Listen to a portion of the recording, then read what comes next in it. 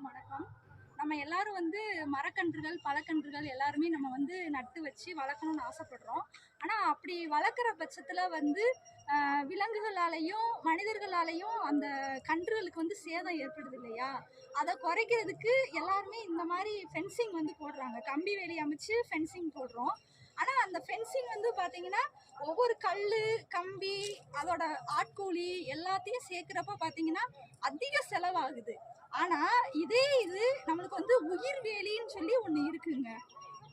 இந்த மாதிரி நம்ம நம்மளோட நிலங்கள்ல உயிர் வேலி அமைக்கலாம். உயிர் வேலிங்கிறது வேற ஒண்ணும் இல்ல. நம்ம அந்த கிழுவை இருக்கு பாத்தீங்களா, அந்த கிழுவைய வளர்த்தோம்னாவே இந்த முள்ளு முள்ளு முள்ளாதான் இருக்கும் இந்த மரம். அதனால என்ன ஆகுதுன்னா, மனிதர்களும் விலங்குகளும் இதை தாண்டி உள்ள நம்ம நிலங்களுக்குள்ள போக முடியாது. இதை வளர்க்குறது ரொம்ப சிம்பிள் தான்.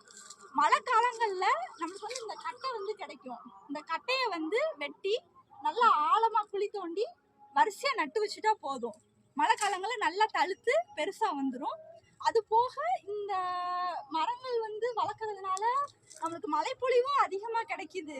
அது போக இந்த இலைய நம்ம ஆடு குட்டிகளுக்கு தீவனமாகவும் நம்ம யூஸ் பண்ணிக்கலாம்.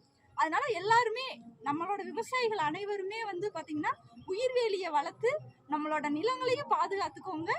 நம்மளும் நல்ல வாழ்க்கையில முன்னுக்கு வரலாம். நன்றி.